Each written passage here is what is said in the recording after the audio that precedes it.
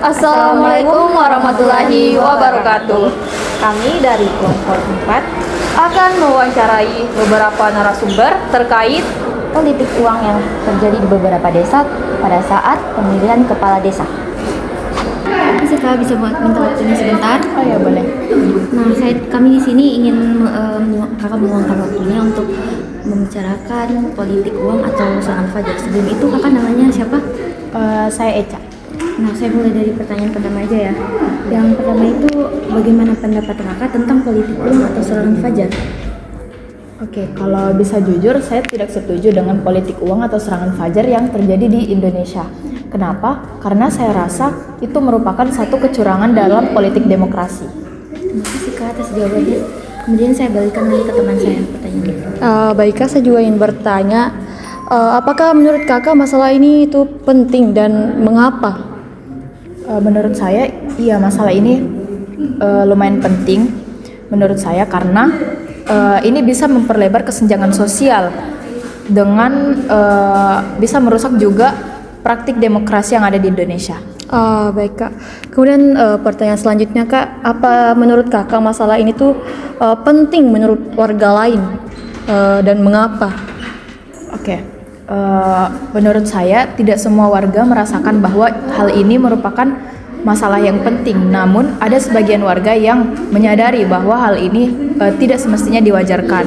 Akan tetapi sebagian besar dari masyarakat kita mewajarkan. Mengapa?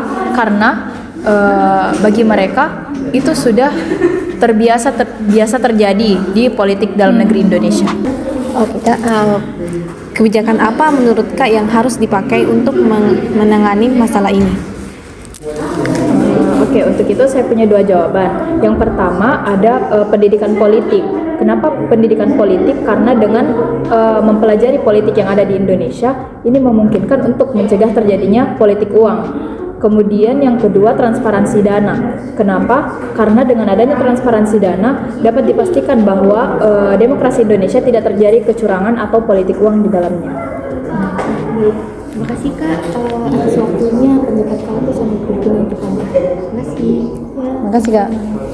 Assalamualaikum warahmatullahi wabarakatuh. Saya Ainun dari mahasiswa Universitas Hasanuddin, Fakultas Ilmu Budaya, Prodi Sastra Indonesia. Baik, kali ini saya akan mewawancarai dengan Bapak Andi Muhammad Asdar selaku masyarakat desa mengenai kasus politik uang yang terjadi di pemilihan desa saat ini. Ya, bagi saya sebagai masyarakat desa untuk memberikan jawaban terkait dengan money politik ini adalah sebuah tindakan dari calon kepala desa yang sangat tidak dapat dibenarkan, baik itu dari segi regulasi itu sudah jelas menyalahi aturan, dari segi dampak juga sangat merugikan masyarakat. Oleh karena itu sebenarnya yang menjadi faktor penyebab terjadinya money politik di beberapa daerah di desa itu diantaranya karena faktor ekonomi. Banyak masyarakat yang membutuhkan uang sehingga money politik itu dianggap sebagai satu jalan keluar untuk mendapatkan uang. Atau di lain sisi pendidikannya rendah sehingga pendidikan politik, pemahaman masyarakat terhadap politik itu kurang sehingga money politik dianggap sebagai sesuatu yang tidak masalah dan itu menjadi suatu hal yang lumrah di beberapa masyarakat desa. Maka dari itu sebenarnya pendidikan politik menjadi suatu hal yang penting guna menghindari yang namanya money politik. Dan saya juga mencoba untuk memberikan sedikit pandangan saya terkait dengan apa sih yang menjadi dampak dari money politik. Di antaranya adalah ketika money politik ini berlangsung terus-menerus, maka ini jelas akan merusak sistem demokrasi di tingkat desa. Karena masyarakat memilih bukan berdasarkan kapasitas calon kepala desa, tapi berdasarkan seberapa banyak isi amplop yang diberikan oleh calon kepala desa. Sehingga tentu yang lahir juga nantinya bukanlah kepala desa yang punya kapasitas intelektual untuk menjadi seorang pemimpin desa, tetapi orang yang punya banyak modal. Sehingga dengan demikian juga ke depan ketika pemimpin yang lahir dari money politik tersebut menjabat, yang terjadi adalah kebijakan-kebijakan yang dikeluarkan itu tidak lagi memikirkan apa kepentingan masyarakat, tetapi lebih kepada bagaimana dia memikirkan bagaimana uang yang dikeluarkan dalam kampanye politiknya dalam pemilihan kepala desa itu bisa kembali, atau istilahnya balik modal. Sehingga saya tegaskan kepada teman-teman, adik-adik mahasiswa bahwa money politik itu adalah sesuatu yang tidak bisa dibenarkan sama sekali. Baik, terkait dari penjelasan Bapak tadi, apakah ada kebijakan yang bisa dilakukan untuk menangani kasus ini? Ya, kalau dari saya sebenarnya disinilah PR dari pemerintah kita memikirkan bagaimana pelaksanaan dari undang-undang desa itu bisa benar-benar terejawantahkan dengan maksimal di lapangan. Karena sebenarnya undang-undang desa sudah terang-terangan menegaskan bahwa money politik itu adalah sesuatu yang tidak dapat dibenarkan. Tetapi dalam praktiknya, evaluasi atau kontrol dalam pelaksanaan undang-undang itu sangat longgar. Sehingga yang terjadi adalah money politik tidak dapat tersentuh oleh hukum. Itu juga dipengaruhi karena banyak masyarakat yang sebenarnya takut atau tidak mengetahui bahwa money politik tersebut adalah sebuah pelanggaran. Disinilah pentingnya juga peran seorang mahasiswa yang punya akses terhadap ilmu pengetahuan untuk memberikan setidaknya pendidikan politik terhadap masyarakat yang menjelaskan bahwa sebenarnya money politik itu selain dilarang oleh undang-undang juga merugikan masyarakat itu sendiri. Hanya saja masyarakat bawah di bagian level desa itu banyak yang beranggapan bahwa mumpung ada uang kenapa tidak. Tapi itulah sebenarnya fungsi kita sebagai mahasiswa untuk mempertegas bahwa money politik itu jauh lebih besar dampak negatifnya daripada keuntungan yang bisa diperoleh dari amplop yang diserahkan oleh kepala desa. Kebijakan yang lain yang bisa dilakukan adalah pelibatan lembaga independen di dalam pengawasan proses pemilihan kepala desa. Jadi lembaga independen ini bisa saja diberikan kewenangan untuk mengaudit dana kampanye dari calon kepala desa sehingga transparan jadinya. Jadi setiap calon kepala desa jelas biaya kampanyenya dilarikan kemana. Tidak ada yang mengarah pada money politik yang ujung-ujungnya merugikan masyarakat itu sendiri.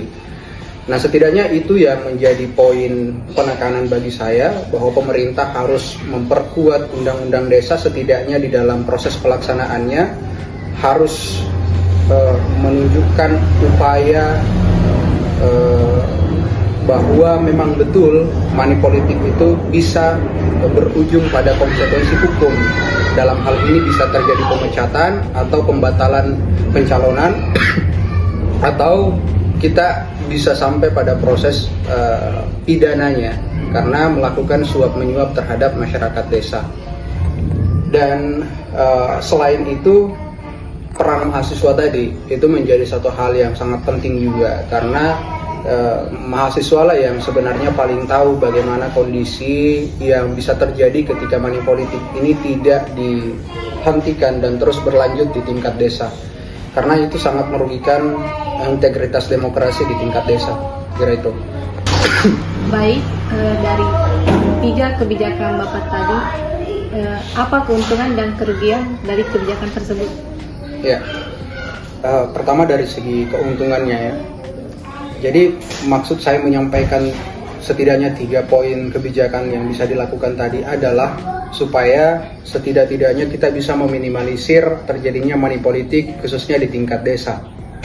Nah, tentu capaiannya kita, harapannya kita, keuntungan yang bisa kita peroleh dari penerapan kebijakan tersebut adalah supaya para calon kepala desa yang pada awalnya punya kehendak untuk melakukan money politik itu bisa difikirkan matang-matang atau bisa difikirkan beberapa kali sebelum melakukan tindakan money politik, karena punya konsekuensi berat atas perbuatan money politik tersebut dengan penerapan undang-undang desa yang begitu ketat misalnya.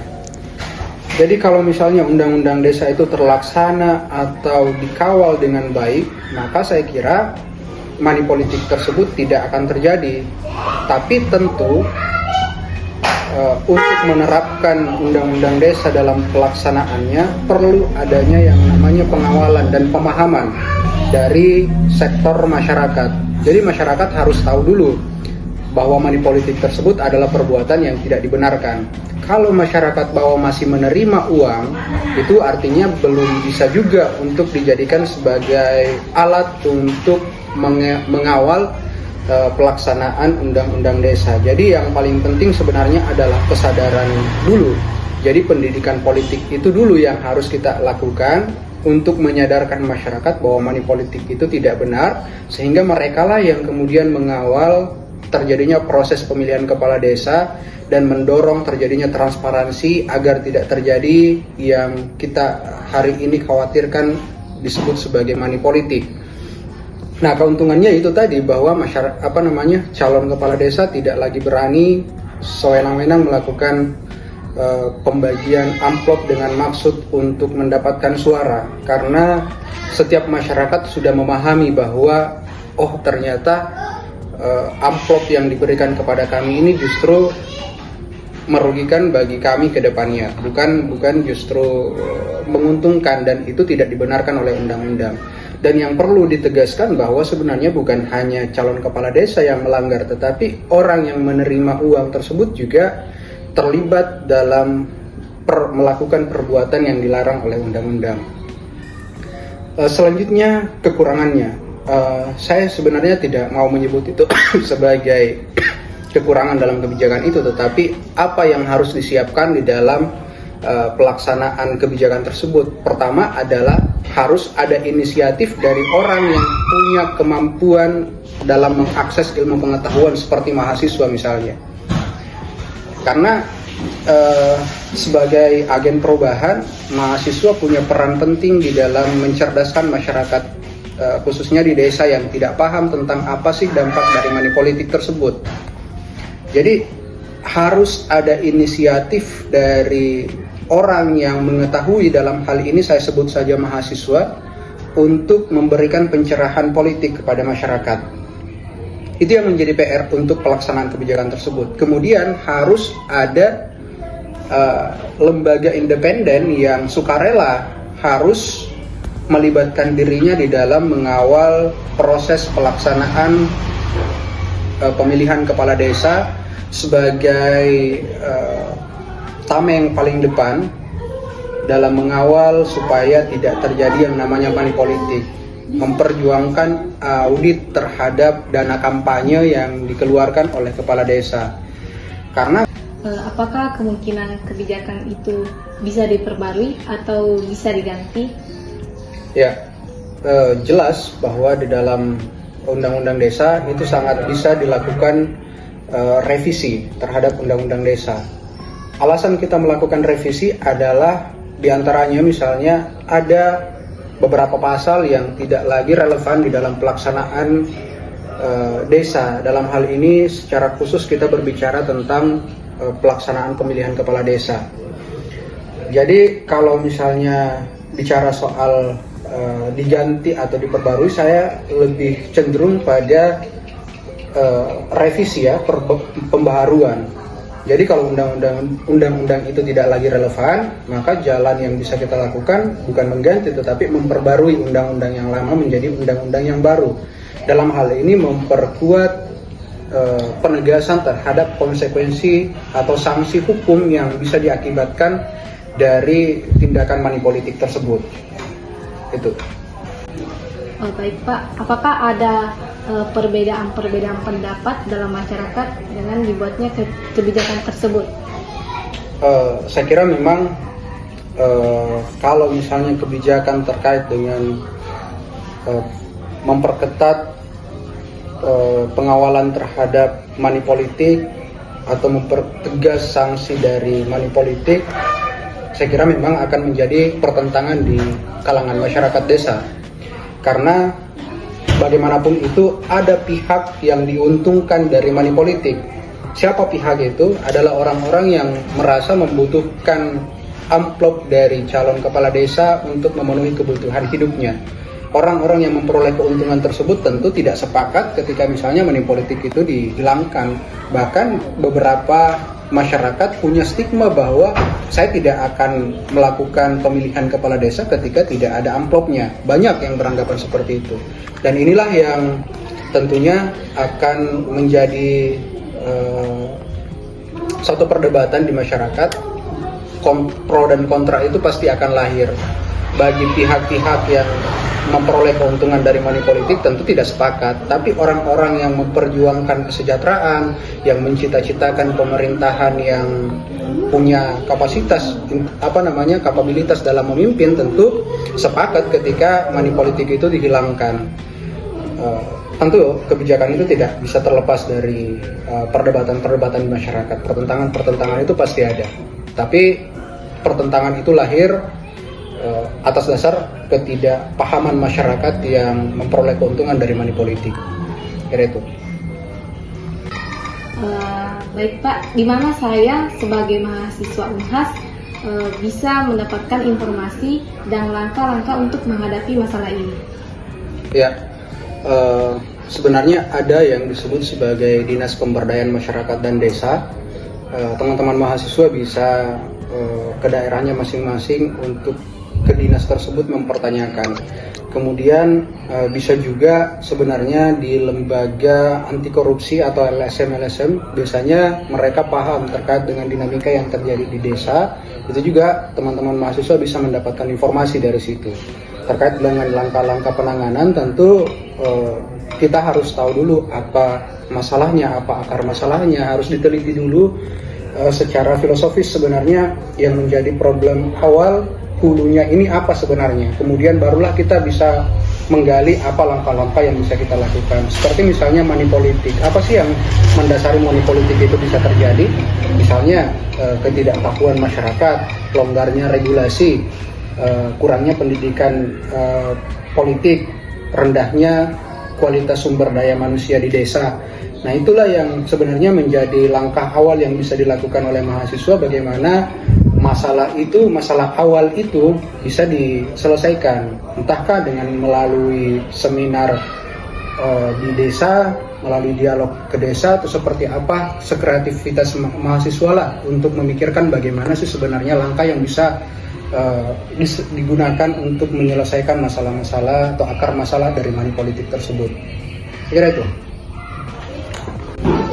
Baik, terima kasih atas informasi yang Bapak telah berikan tentang kasus politik uang yang terjadi di pemilihan desa. Semoga Bapak sehat selalu. Assalamualaikum warahmatullahi wabarakatuh. Waalaikumsalam. Halo semuanya, pada video kali ini saya sedang bersama dengan narasumber kita yang baru, yaitu Putri Samara. Pada video kali ini kami akan membahas mengenai politik uang dalam pemilihan kepala desa. Bagaimana pendapat Anda tentang politik uang dan serangan fajar?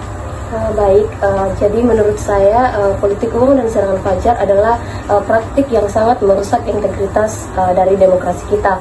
Nah, di mana mereka menciptakan ketidakadilan, di mana mereka menjual, membeli suara rakyat, dan orang-orang yang tidak mampu berkompetensi secara adil akan terpinggirkan. Nah, ini mengarah pada kurangnya kepercayaan publik terhadap proses pemilihan. Apakah menurut Anda masalah ini penting dan apa alasannya? Menurut saya masalah ini sangat penting karena di mana politik uang merusak prinsip dasar demokrasi dan menciptakan ketidaksetaraan dalam partisipasi politik. Nah, jika dibiarkan, hal ini dapat mengarah pada praktik korupsi yang lebih luas dan mengurangi kualitas pemerintah. Nah, juga serta menghalangi kemajuan sosial dan ekonomi. Apakah menurut Anda masalah ini penting menurut warga lain dan mengapa?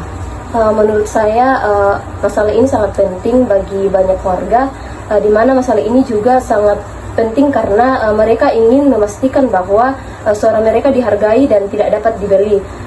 Di mana masyarakat yang terpapar praktik ini sering merasa frustasi dan apatis terhadap proses politik yang dapat mengakibatkan rendahnya partisipasi pemilihan dan kurangnya legitimasi dalam pemilihan. Menurut Anda, kebijakan apa yang harus dipakai untuk menangani masalah ini? Menurut saya ada beberapa kebijakan yang dapat diterapkan, antara lain yang pertama, meningkatkan kesadaran tentang hak-hak pemilihan dan dampak politik uang.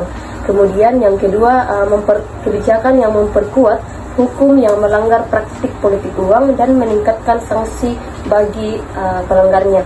Dan yang terakhir, kebijakan mengenai transparansi pendanaan kampanye, di mana mewajibkan pengungkapan sumber dana kampanye secara terbuka kepada publik. Baik, sekian hasil wawancara pada video kali ini. Saya ucapkan terima kasih.